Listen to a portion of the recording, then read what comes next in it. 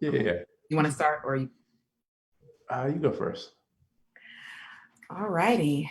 Well, it's 7 o'clock. Welcome to week 6 of Truth and Conversations with me, Dr. Melissa Buckley, and my very good friend. Zeke Cohen, City Councilman, District 1. It's good to see you, Dr. Buckley. How's life? Life is pretty good this week. Life Good. is pretty good. Yeah. How about you? All good. Been working on some stuff to try to close the digital divide, help more of our young people get online as we start looking at school that is going to be all virtual. So we've been working away at just trying to make sure young folks have not only a laptop, a tablet, a digital device, but also the internet access, the broadband to be able to run platforms like Google Classroom.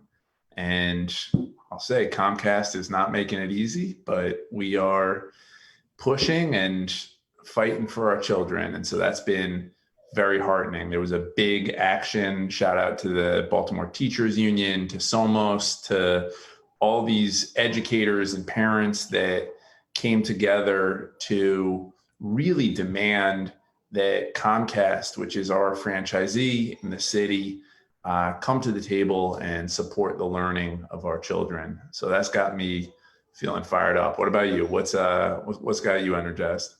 Well, school is about to start back, and similar to the digital divide at Coppin and other post-secondary institutions, we've had to really think about how are we going to meet the needs of our students. Most of our students, they did not want to be online in a normal world. But yet still here we are. And our college students and university students face the same challenges in terms of accessibility. So I'm excited that the school year is about to start because I feel like, we are going to have a good, at least fall semester. But I am a little apprehensive though, because I know that COVID is so unpredictable. We don't know if it's coming from the left or from the right, but yet still, I'm just excited about getting back into the swing of things with our students at Coppin. And I'm also really excited about the partnerships with Baltimore Neighbors Network and Coppin State University, University of Maryland, and Johns Hopkins University. We are so lucky that we're able to onboard so many students from right here in Baltimore to help us do the work of the Baltimore Neighbors Network. So that's what's got me going today. That's what's up. All right. Well, I'm excited. I'm excited to meet your new students. Hopefully you'll have me back. Absolutely. Come hang with them. But look, we are super, super thrilled tonight for our truth and healing conversation with some folks who, honestly, I think I said this on Facebook, but I've never been like a big yoga person. I'm not really much for the meditation or the mindfulness, but then I met Ali and Atman and Damion, the founders of Holistic Life and Project Pneuma, which are just incredible organizations that are doing the work and doing it in a way that is really, really, really unique. They are healing trauma through mindfulness, through meditation. They're doing it in East and West Baltimore. They're actually doing it all over the world.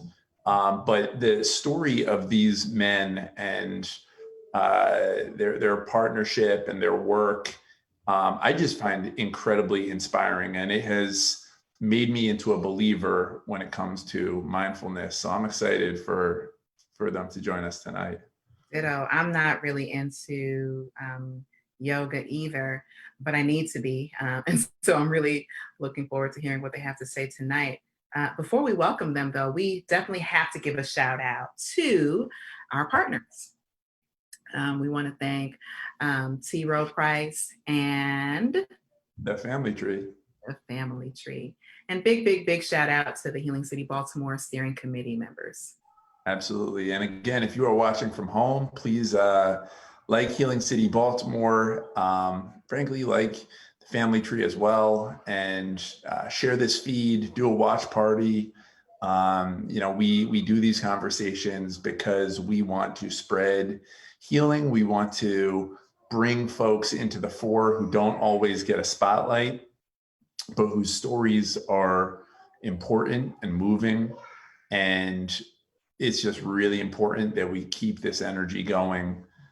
So again, really, really, really thrilled tonight to welcome from Holistic Life, Ali and Atman Smith, brothers, and from Project Pneuma, the great Damion Cooper, who I had the pleasure of working with for a little while at City Hall, but really, really, really excited to welcome you all to our show.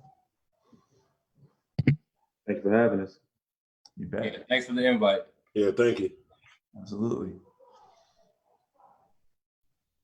Well, Zeke and I, we were just chatting about, our own openness to mindfulness and healing and yoga. And, I'll be honest, I'm a social worker, true. And I do believe that these sorts of interventions are useful, but I struggle with them. I remember I was at a conference recently, and one of the facilitators wanted us to breathe deeply and all of these things. And I was like, can you please shut up? So for me, it wasn't all that soothing. So I'm really looking forward to hearing how I can be better in terms of using these interventions. So we're gonna start with Ali and Atman with our first question. Help us to understand what actually, do we want to give them let me give you guys a chance to introduce yourselves before we get into the questions. You want to go first, Atman? Nah, big bro, I'll give you the deference.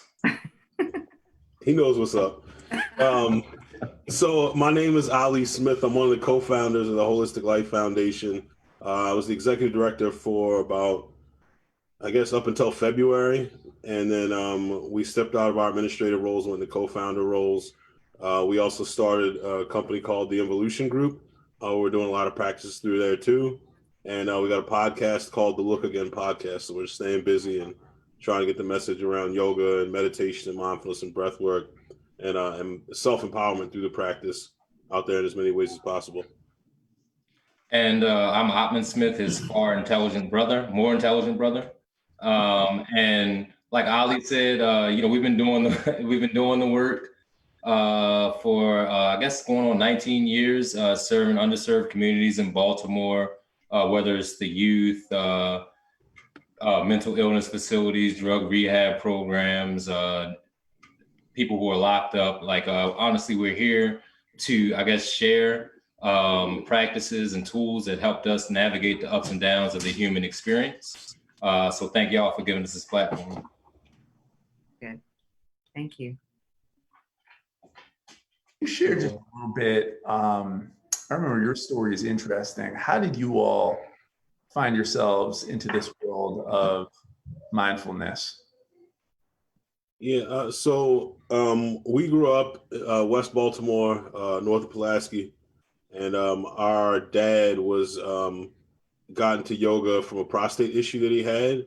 So I mean, we were kind of born into the practice. Like we got up, our dad would make us meditate at because he's a basketball coach. He coached at Southern High School forever, and he had that coach mentality even about teaching us to meditate. So we would meditate every single morning before school. We grew up at the church that was right next to Whole Foods on Falls Road, the Divine Life Church of Absolute Monism back then, but then it became the Divine Life Church of Absolute Oneness, which is a church based on Kriya Yoga. So they set up all these things around us obviously it's stuck because this is what we're doing now.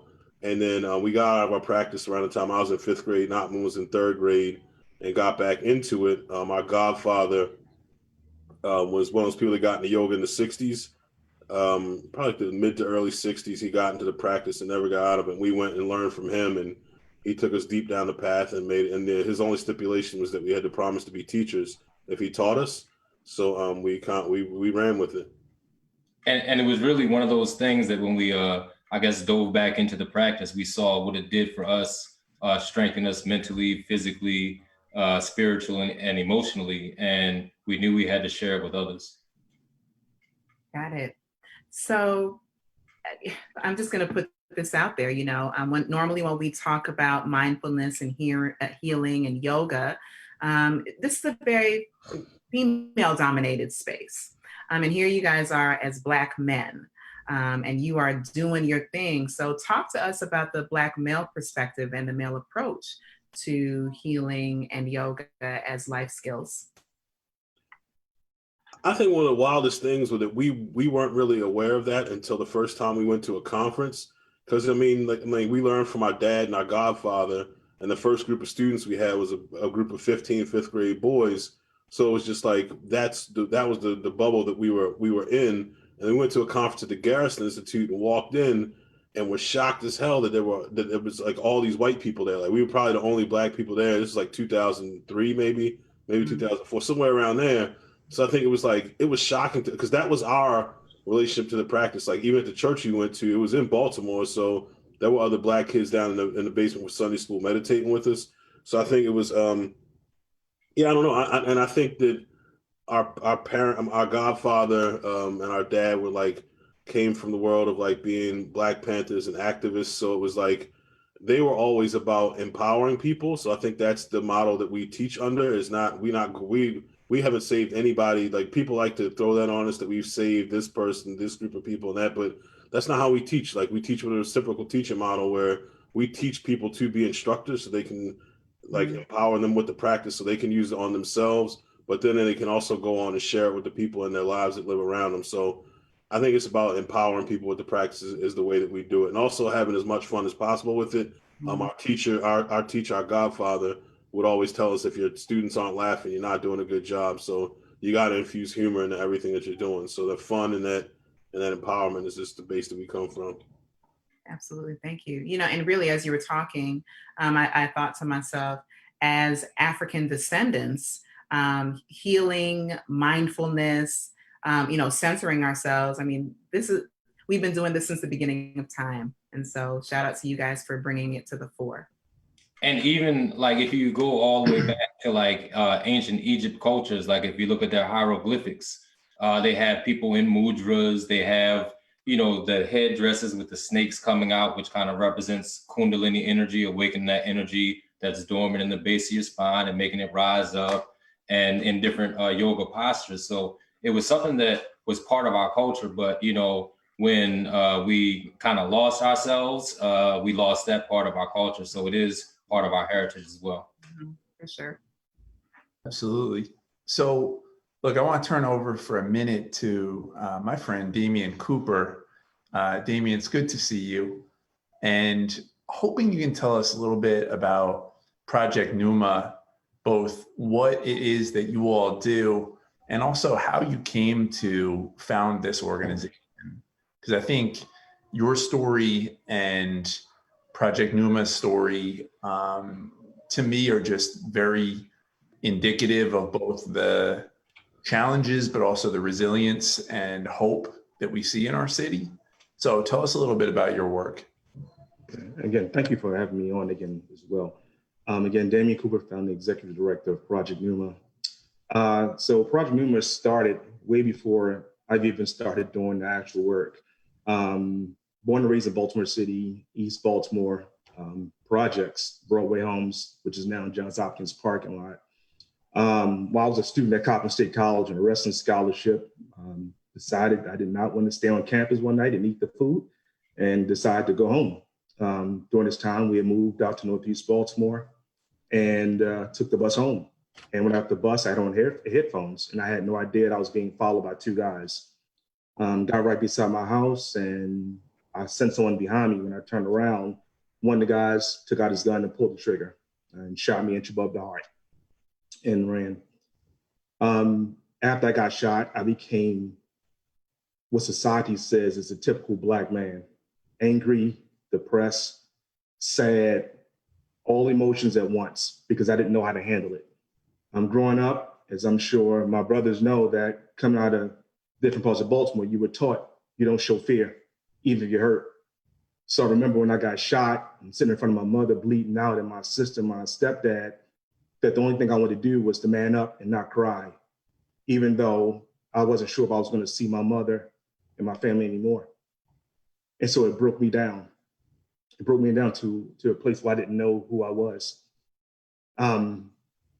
Went back to college and got a degree in marketing. Then actually went to seminary. Out of all things, something I never wanted to do was to be a minister, but I went to seminary, and while there, I met a chaplain and started doing prison ministry work in the prisons downtown. And while working at the Baltimore City Correctional Center, I actually was mentoring a group of young men in pre-release. And for about a year and a half, I was actually mentoring the man who shot me. I had no idea. It wasn't until we started having conversations and our lives kept intersecting. And during this time, I learned that this man who I thought shot me wasn't a monster. I knew that he was the only son, had two sisters. I knew that his dad had died in prison. I knew that his mother was selling her body on Pulaski Highway and Haven Street. And so he was trying to fit in. And so he wound up getting involved with the gang. And unfortunately for me, I became the unwilling participant of his gang initiation. Once we found out it was him, I did the hardest thing I ever did in my life. I actually forgave the man that shot me.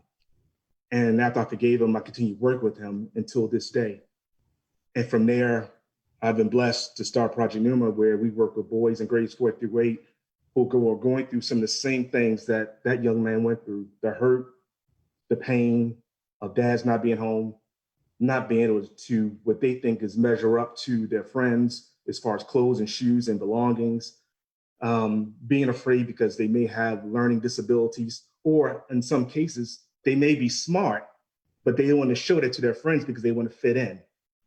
And what I found out is that so many of our young people have become emotionally illiterate. And so they don't know how to feel. They don't know how to express anger, pain. They don't know how to express love. So they do it in negative manners. And so what we do is that we let them know that it's okay to feel. It's okay as a young man who looked like me, that it's okay to cry, and it's okay to tell someone that they're hurt. And then we do another part of it is that we actually team them up with the Baltimore City Police Department, because as you know, I worked in City Hall for 9 years, and there's always been a big divide between boys and men of color and police officers. So I decided to fuse this program together and mesh it with the Baltimore City Police Training Academy. And so we have boys there training with the actual police recruits, so they all can become whole again, because a lot of those officers as well are still hurt little boys as well. It's a beautiful story, brother. Appreciate you telling it, and deeply appreciate the work that you do. I'm curious, as you think about both your own experience and the experiences of the young people that you're working with, and now this other element of having police officers there, and to your point, just that very, very, very significant rift that has developed between Baltimore City Police and young men of color in our city. I'm curious how you see the opportunity for healing there. What do you see when you put your young people and police officers, many of whom, let's be honest, don't live in our city? Exactly. Have had maybe similar experiences, but in many ways, a very, very different life than a lot of the children that you work with. I'm curious what that sort of relationship looks like and where you see healing and hope in that space. Okay. So when I started Project Newman, we started before the Freddie Gray uprising of 2015. And so when we started this, things were going well. And then, as you know, as we all know, how our city erupted. During this time, we really figured out how to really mold Project Newman into the police academy.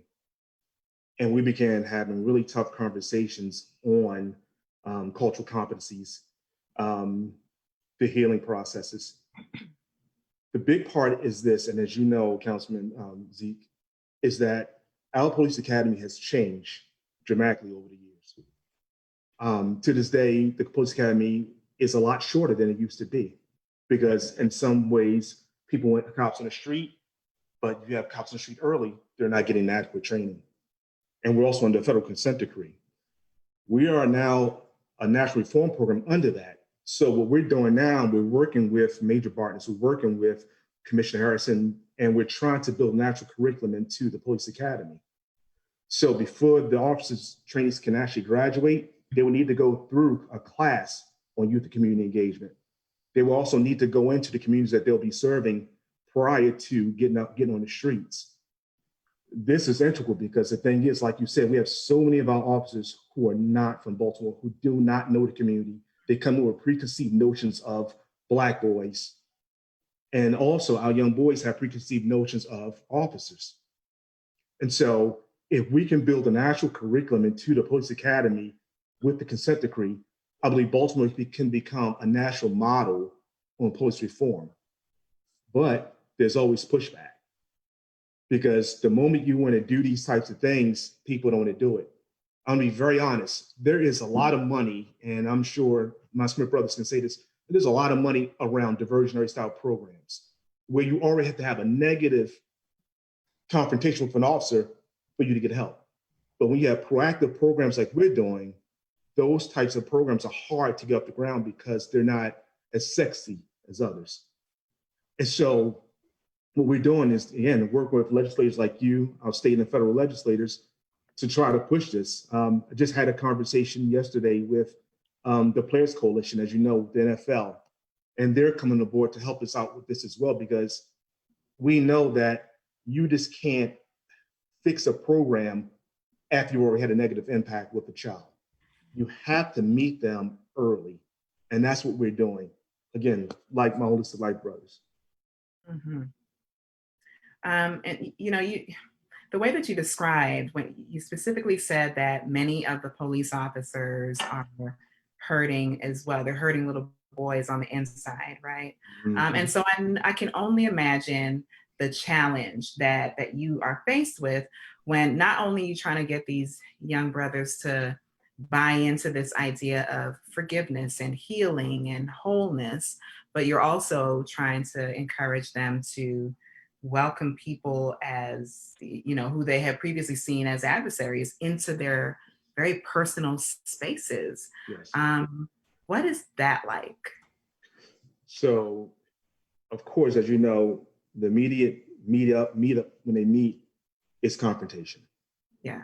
It's always confrontation because of what each other heard about each other.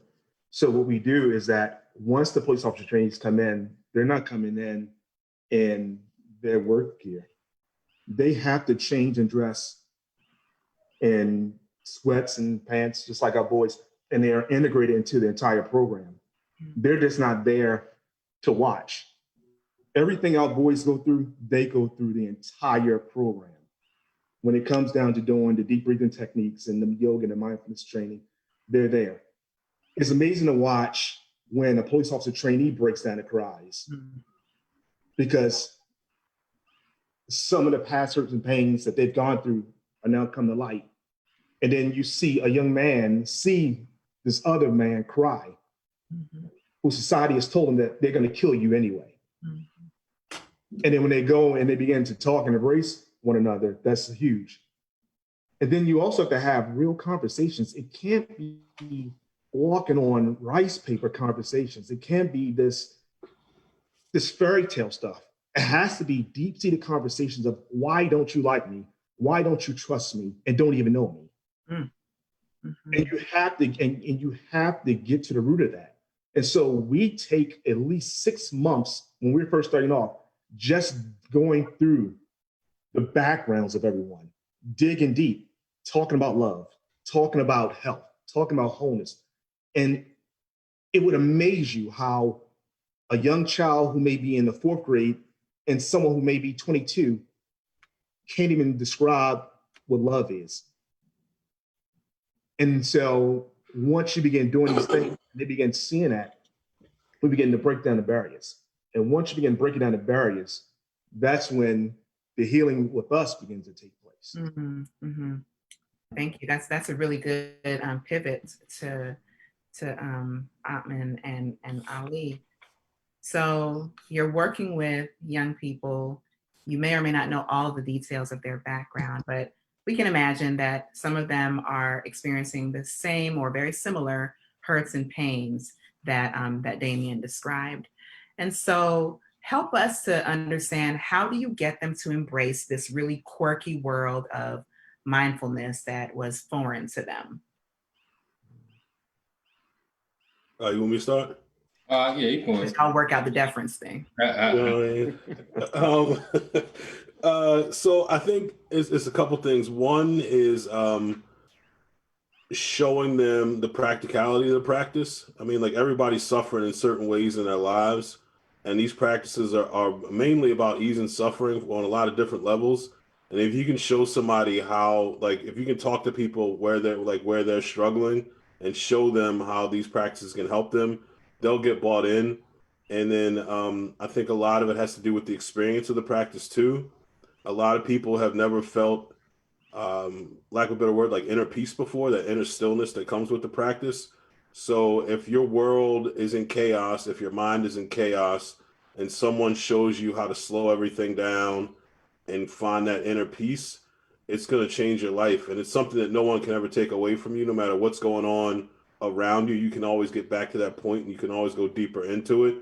And I think like, kind of carrying them through the practice, and making them feel safe. We work under the assumption that everybody's been through a certain amount of trauma, and particularly here in Baltimore. You know what I mean? Like, everybody's been through a lot if you're from Baltimore. So I think there's ways you can teach the practice where you're doing more harm than good. And I think we're very good about carrying our students through the practice and making sure that we're reducing those instances and that inner stillness, or not introducing it too early, where all that trauma can come up. So we're introducing inner peace. We're introducing them to the breath. Always starting with movement too, because you got to make the body a safe space first. Like, if you don't do that, like, you can't go to the mental aspects of the practice. You can't go to the stillness. Like, make their body a safe space first to the physical practice, then work with the breath to help slow down their mind, and then we introduce the meditation. But it's always guided meditation to start. Atman does a really good love and kindness practice that we do everywhere, and there's no emptiness in the practice at all when we first start with students. It's guided from beginning to end, so it's a safe, filled stillness and not that vacuum of stillness.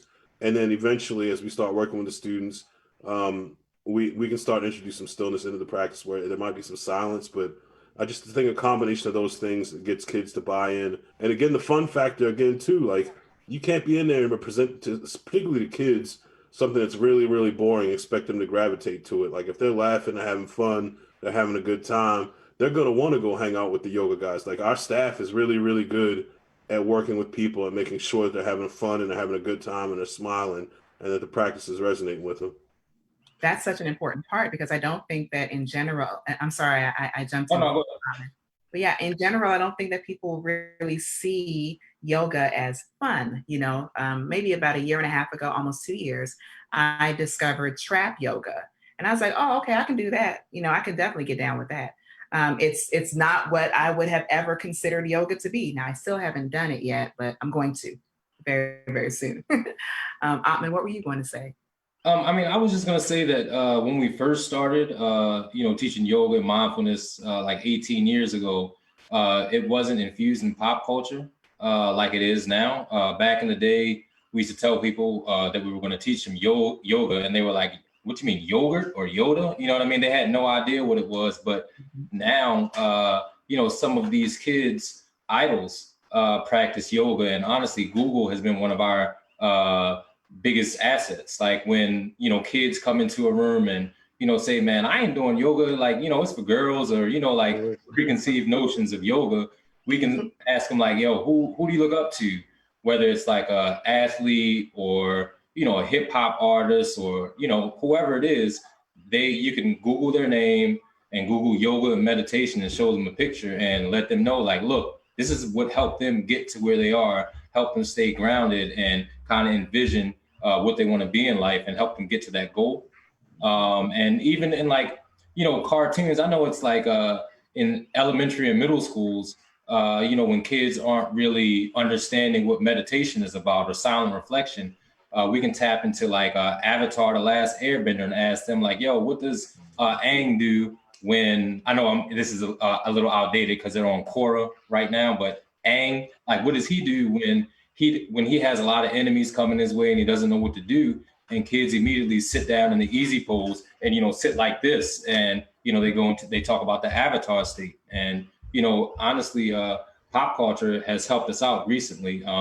But before, we worked at a lot of alternative schools like Francis and Wood. And, the kids, they are tough. They have been through a lot, like Ali said, as have most kids, but these kids definitely.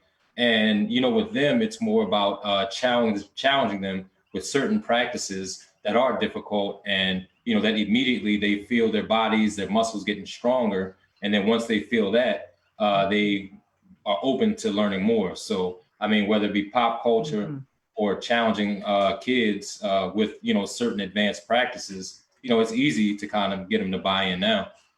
Melissa, I think you made a real good point about the trap yoga, because I think a lot of people feel like they let other people put restrictions on their practice. Like, your practice and your inner journey is your inner journey. Like, it doesn't belong to anyone else. It has to fit with who you are as a human being, and it has to be something that's enjoyable for you. Like, I know when I was getting into the practice, people would talk about like kirtan music like that. I don't feel that. Like, I had like I remember I had I'm dating myself, but like, what I mean, you get Napster, you burn some CDs, and I had like CDs I would listen to, and mine was mostly like, I feel like it was a lot of Mobb Deep.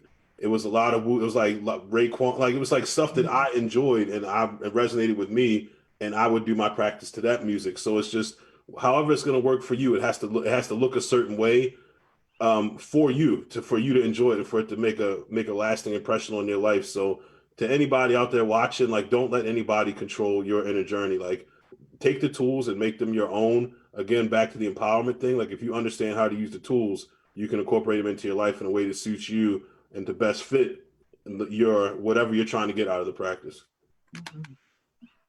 Yeah, when you said Mobb Deep, I felt that. Like, that went deep in my soul. The Infamous is a great album to do yoga to. Listen, so maybe I'll just start tomorrow with Mobb Deep and yoga. There you go. There you go. Well, I'll say this: these guys still owe me a free sample lesson. And from remember when y'all came by City Hall and you were gonna let us know? We're there, bro. Okay, and I told you I'm not too flexible, and it's kind of a mess. I might look like a pretzel real quick, but we can do something. So I want to pick up a little bit where you all left, and Damion as well. One of the things you mentioned is, we're in Baltimore. A lot of people have experiences with trauma. And I know that Atman and Ali, a lot of the work that you all do, sometimes you do it in juvenile detention centers. Sometimes you work with folks who are substance use disordered, who have addictions. You work with folks that are struggling in one way or another. And part of what kind of got me into this journey around thinking about trauma in our city and different ways we could reduce it and support healing was there was a shooting, and Damion will remember, over at Frederick Douglass High School a couple of years ago, where a gentleman came into the school, shot a school staff. It's in the middle of the day, it was school time, and it was just chaos and confusion. There weren't really strong protocols in place for what to do. All the young people sheltered in place. There wasn't much of a response in terms of support for the young people. And so I remember we held a hearing a little bit later, and a lot of the discourse at that time was around, should we be arming school police? Like, should they be walking around with guns? Because maybe if there was a school police SRO that had a gun, that they could have prevented it. And we did this hearing, and some of the young people that had been there during that shooting came and testified, and they took it in just a really, really different direction, which is that they said to us, you all in city government have focused so much on your policing plan, but you haven't focused on your prevention plan. You're dropping so much dollars and resources and energy into this one agency, the police department, but where's the commensurate rigor and analysis and investment into preventing trauma, into preventing that which would cause someone to pick up a firearm, go into a school and shoot a member of the staff, right? And to me, that hit really hard, because having been a teacher in West Baltimore and Sandtown, Winchester, and then in Curtis Bay, just knowing that on some level, we are failing our children by not investing in prevention and mindfulness and in some cases, when folks need it, clinical therapy and real support for young people. And so we kind of went on this journey, the young people, this big coalition, Dr. Buckley, a whole bunch of folks, and we ended up passing this bill, the Healing City Act, to try to make it so that our city government would need to be trauma informed, would need to be able to respond effectively when we see trauma, when we understand the science, the symptomology, and what a good response looks like.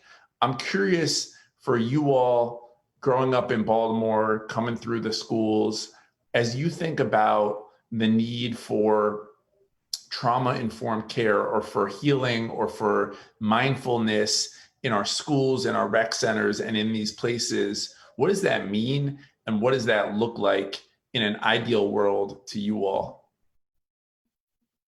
Maybe starting with Damion, because I know you've been in all sides of this world. Yeah. So again, all right. So again, growing up in Baltimore, and again, I remember our resource officer in school. I don't think he had a gun, but the fact is that we knew him. And it's funny that he's actually now in the hierarchy at the district. His name was Norm. And the thing is that now everything has become such a adversarial view, you know, on school police officers, that type of thing. So I really believe, and I'm glad I'm out of City Hall now since I'm saying this. Zeke, you know that we have other council members and we have other people in city government who don't push hard enough for these types of changes, types of reforms. And I commend you for what you're doing, because that is what's sorely needed. We have never had an opportunity to truly delve into the needs and wants of our students. They're constantly being told what we're going to give them. And that is never going to help. It's never going to stop the situations where we're having the violence in the schools. Until we truly come up with better policies and work hand in hand with the Baltimore City Public School System and the Baltimore City Police Department to truly come up with a true plan of action, it's going to be hard to really make those changes. And it's going to take more than just you doing this work. It's going to take the collective effort of City Hall, all council members, the mayor, the council president.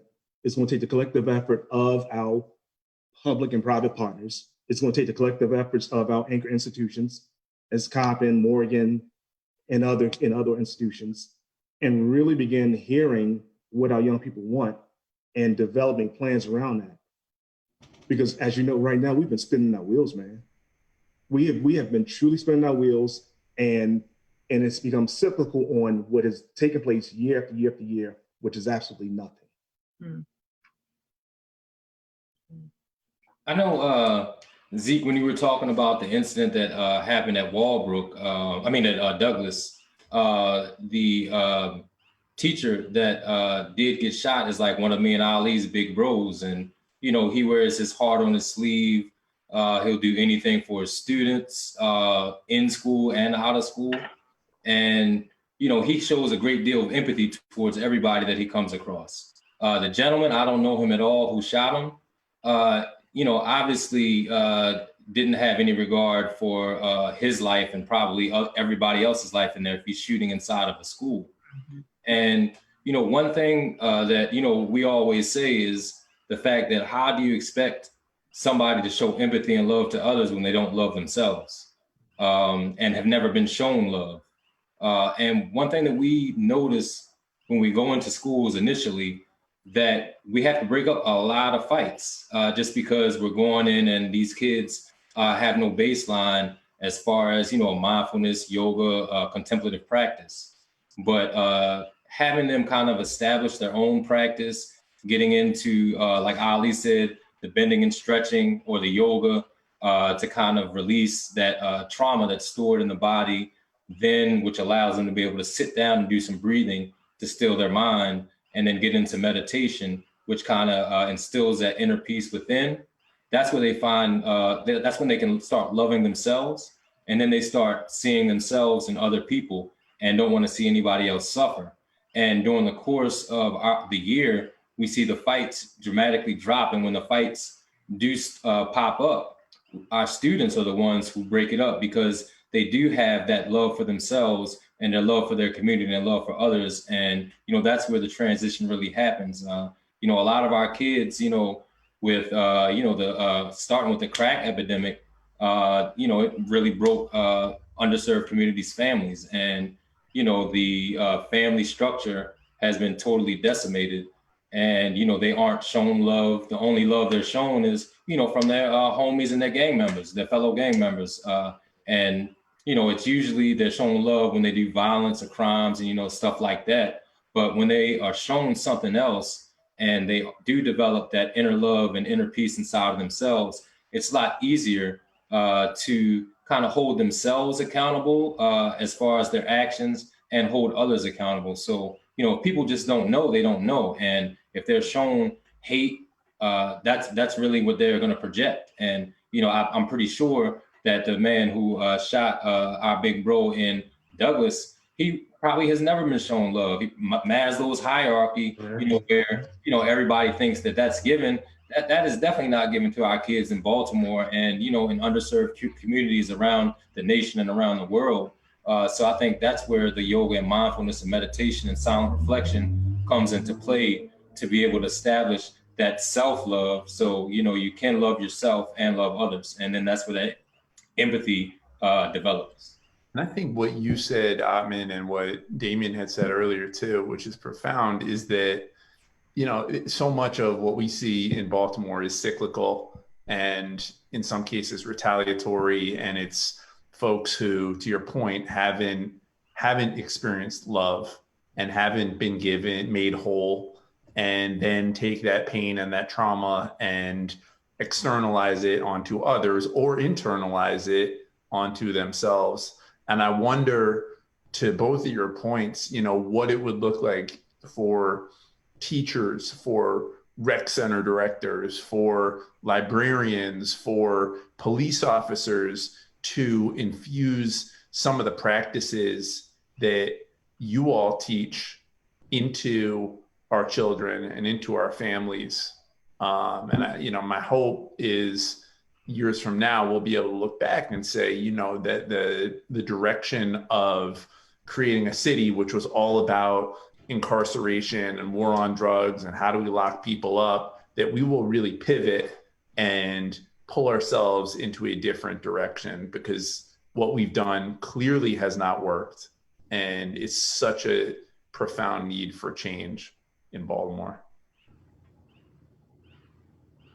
Definitely. I mean, I know one way that we have tried to, I guess, give people tools, like teachers, we created this tool called Bridging Academics and the Mind, or BAM, that's BAM. Got it. Where it's like 11 evidence-based trauma-informed practices where there are animations of Ali, Andy, and myself, where originally it was given to teachers to be able to bring these practices to their classroom. They wouldn't have to have any mindfulness background, yoga background, and stuff like that. They could we give them a menu of different situations where they can use these different practices and be able to At first, the first phase is like a instructional phase where it teaches the benefits of the practice, the practicality, and then jumps into the practice. The second phase is actually just jumping into the practice. And then the third phase, which fits our reciprocal teaching model, we get the kids that come up to the front of the room to lead their peers through the different practices. And it's been like the 4 schools that we had it in our first year, and then we expanded it to a couple more schools the second year. All the teachers said that it helped with their classroom environment. And now we've kind of adjusted it for the because of COVID for a home version of it. So I think it's really, like you said, Zeke, giving these people tools to be able to bring these practices and infuse them with their already expertise. And if they don't really want to learn the practice, it's about giving them tools that are evidence-based to be able to help get rid of trauma and help them establish that inner peace. So yeah, it definitely works. And it's just all about giving these people the proper tools to be able to complement what they already are gifting our kids.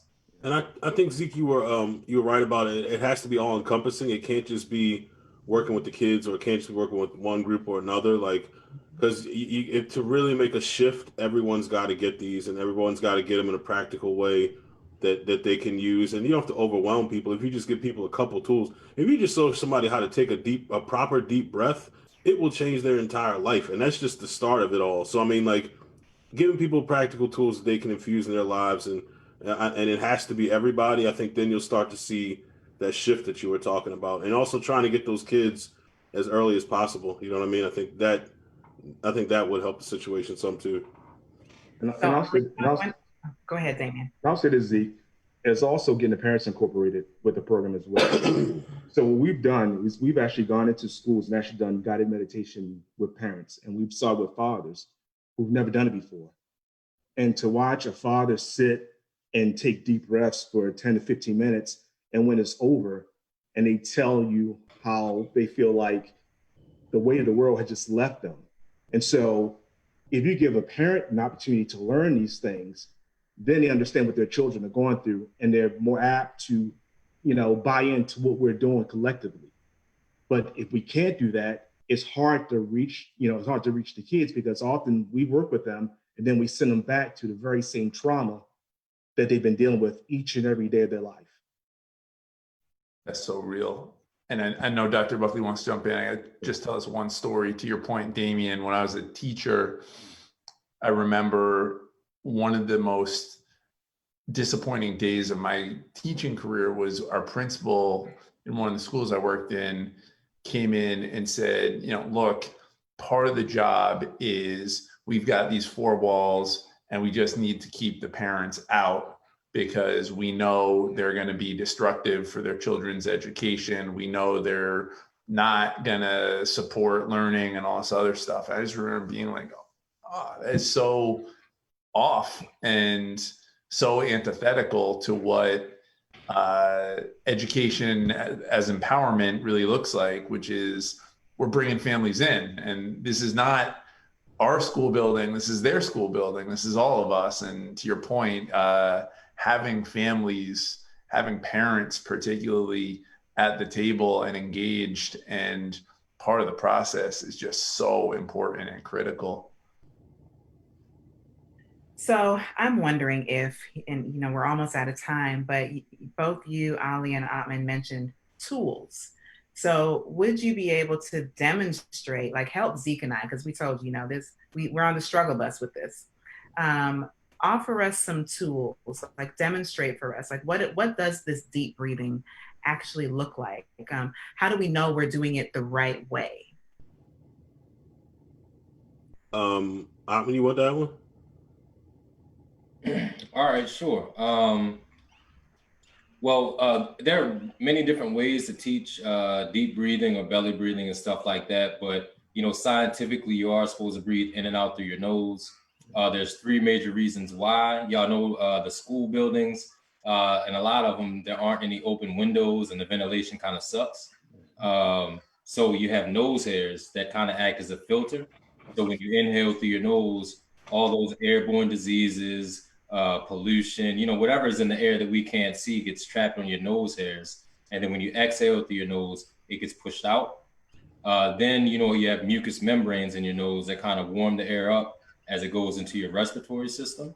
And then you also have, the things that make your tears, it's kind of connected to your nose as well, or your nasal passage. So that moistens the air up. So if you're breathing in and out through your nose, you have a filter, a heater, and a humidifier, which is all beneficial to your respiratory system. When you inhale, you want to fill your stomach up with air like it's a balloon. And then when you exhale, you want to squeeze your stomach in. And in your imagination, you want to see your belly button touching your spine. Not only does that get the stale carbon dioxide out your body, but they have a correlation between ruminating thoughts and completely exhaling. And also, if you really squeeze your belly button to your spine, it tones up your stomach too. You know what I mean? So. And one thing about that belly button, most people don't know that your lungs are shaped like kind of like a teardrop or like a pear. You know what I mean? And most people are spending their life panting and only using the top 10% of their lungs. And if you can go down to your belly, you can use most of your lung capacity, which slows you down and gets you out of those moments when you're in that stress state, that sympathetic dominance, and gets you to the parasympathetic dominance, which is that relaxed state where you're not. Because most people are in sympathetic dominance all the time. They're constantly stressed and they don't know how to relax. And belly breathing will make that shift, like being able to take a deep breath. I'm sorry. Man, you taking my shine, man. All right, so just the way that we kind of initiate teaching people how to do a proper belly breath, you always want to sit with your back, neck, and head aligned, have your feet grounded. Something to kind of help your back, neck, and head to be aligned is moving to the edge of your seat. Does Zeke look like he's aligned? I'm concerned about my friend. Oh yeah, he got this. And the way that we kind of help people manipulate their stomach is by putting their hand on their stomach. And, I'll demonstrate it first, and then we'll maybe take like 5 or so breaths together. When you inhale, you have to get up a little higher so they can see your belly. All right. So when you inhale, you want to fill your stomach up with air like it's a balloon. So it takes your stomach all the way out. So I'm going to inhale deep. And you see I fill my stomach up with air. And then when you exhale, you want to leave your hand where it is and pull your belly button away from your hand and towards your spine. And so you exhale, squeeze your belly button to your spine. And we'll just do a couple of these real quick. That's just a brief overview of how we do it. So, I invite you all to close your eyes. And that's another thing. If you are teaching this stuff, you have to be mindful of your verbiage. Because some kids, if you tell them to close their eyes, that brings up trauma. You know what I mean? Like, people who have abused them, will tell them like, look, close your eyes. So always invite or welcome people to close their eyes. So, I invite y'all, welcome y'all to close your eyes and put your hand on your belly. And remember, all the breathing is done in and out through our nose. So inhale and fill your stomach up with air like it's a balloon with a long, slow, deep breath. And then exhale, leave your hand where it is, pull your stomach away from your hand and try to pull your belly button to your spine, getting all that stale carbon dioxide out your body. Inhale deep again, taking that stomach all the way back out to your hand, filling your belly up with air. And exhale, squeeze your stomach in, push all that air out, leave your hand where it is, pulling your belly button to your spine. Inhale deep again with that long, slow, deep breath, taking your stomach all the way back out to your hand.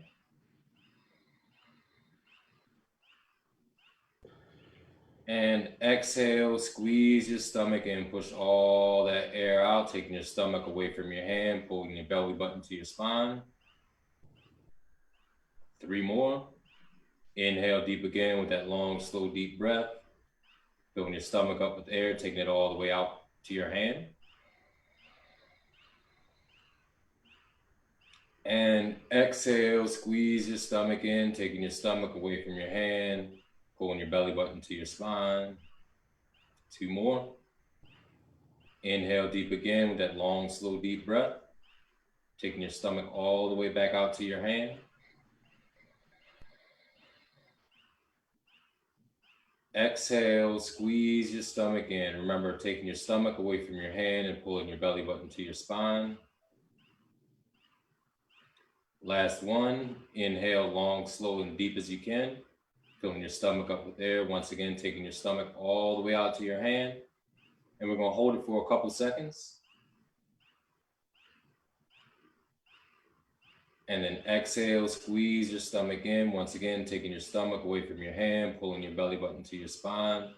And if your eyes are closed, you can keep them closed. And we always like to do an internal assessment.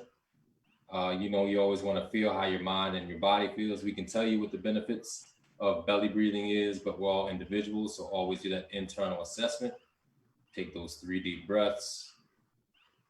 And whenever you're ready, you can slowly, slowly blink your eyes open and come back to your senses. And, you know, that's the foundation of, you know, everything that we teach. We always start off with that. And if you think about it, your life starts with your first breath and ends with your last. So, you know, the breath has to be important. How do you feel, Zeke? Feel peaceful. How about you, Melissa? Me too. Like I literally felt my shoulders relax. Mm-hmm. Like a little head clearing too. Mm-hmm. My stress was just. Mm-hmm. Well, I want to thank you, 3 gentlemen, Ali, Atman, and Damion, for bringing peace into truth and conversations about how we can use mindfulness and yoga and deep breathing to assist us in our own healing journeys. And hopefully those that tuned in, they were practicing right along with us. Yeah, this was really deep, and this was really nice. And just I just want to say I appreciate all of you, the work that you do. You know, it's incredibly impactful in Baltimore, throughout the world. But you know, really, really, really inspiring stuff. So thank you all for coming and sharing with us. And you know, please keep doing what you're doing, and we'll keep following along. And thanks again. Thank you all for the invite.